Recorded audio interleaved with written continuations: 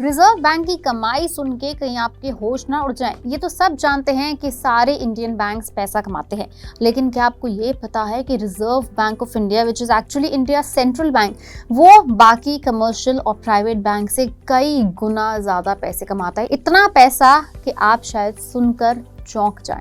पहले ये समझ लेते हैं कि रिजर्व बैंक करता क्या है। सबको पता है कि रिजर्व बैंक इंडिया का सेंट्रल बैंक है, जिसका काम है इंडिया के बाकी सभी बैंक्स को रेगुलेट करना, साथ ही साथ इंडियन रूपी को मिंट करना, करेंसी छापना, उसको सर्कुलेट करना और उसकी इंडियन इकोनॉमी के अंदर प्रॉपर सर्कुलेशन होती रहे, उसको इंश्योर करना। ये सब काम करता है reserve bank of India.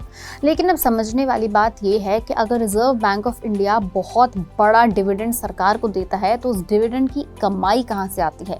Reserve bank इतना बेहिसाब पैसा कमा कैसे रहा है? रिजर्व बैंक को होने वाली कमाई के जरिए में एक बहुत बड़ा हिस्सा है सेन्यूरेज।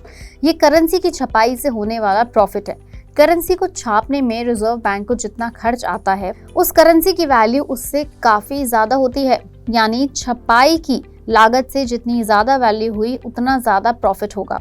इसके अलावा आरबीआई अलग अलग कमर्शियल बैंकों को लोन देता है, उसके बदले बैंक आरबीआई को ब्याज का भुगतान करते हैं।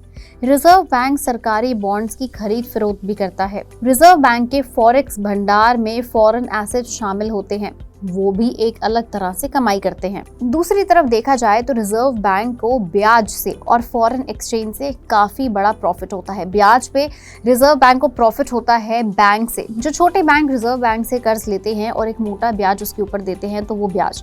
दूसरा, फॉरेन एक्सचेंज को सर्कुलेट करके, फॉरेन एक्सचेंज को होल्ड करके भी रिजर्व बैंक एक बहुत मोटा पैसा कमाता है। अराउंड 70% रिजर्व बैंक की कमाई का जो हिस्सा है वो फॉरेन एक्सचेंज से, फॉरेक्स से आता है और बचा हुआ 20% आता है सरकारी बॉन्ड्स के रूप में। रिजर्व बैंक ऑफ इंडिया ने कुछ साल पहले अपनी बॉन्ड्स निकालनी शुरू की थी और वो बॉन्ड्स अब मार्केट में ओपन है पब्लिक के लिए, इजीली अवेलेबल है पब्लिक के लिए। एक रिपोर्ट में ये अनुमान लगाया गया है कि इन सिक्योरिटीज को रिजर्व बैंक को ब्याज से होने वाली कमाई 1.5 लाख करोड़ रुपए से लगभग 1.7 लाख करोड़ रुपए के बीच हो सकती है। रिजर्व बैंक के द्वारा लाभांश के रूप में दिए जाने वाले पैसों का ये अमाउंट इतना बड़ा है कि आइए इसकी साइज की तुलना करते हैं।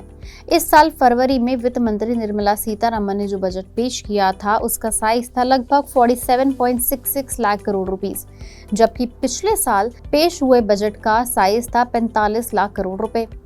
यानी इस साल रिजर्व बैंक का अनुमानित लाभांश कुल बजट के 2% से भी ज्यादा हो सकता है। मतलब अकेले रिजर्व बैंक सरकार के पूरे साल के टोटल खर्च के 2% से ज्यादा हिस्से की भरपाई कर दे रहा है। रिजर्व बैंक की सालाना रिपोर्ट बताती है कि साल 2023 में भारत के बैंकिंग रेगुलेटर को कुल 2.3 लाख करोड़ रुपए की कमाई हुई थी। ये आंकड़ा पिछले साल आए बजट के 5% से भी ज्यादा है। मतलब भारत ने पिछले साल फरवरी में आए बजट में पूरे साल के लिए जितने खर्च का हिसाब तैयार किया था, उसके 5.11% के बराबर कमाई रिजर्व बैंक को साल 2023 में ही हो गई थी। ये फिगर्स सुनने में बहुत बड़ी बड़ी लगती हैं, 2.1 लाख करोड़, 2.2 लाख करोड़, 2.3 लाख करोड़, लेकिन यही सच्चाई है। और इतना ही पैसा कमाता है भारत का central bank, that is called the reserve bank of India, in 1 year.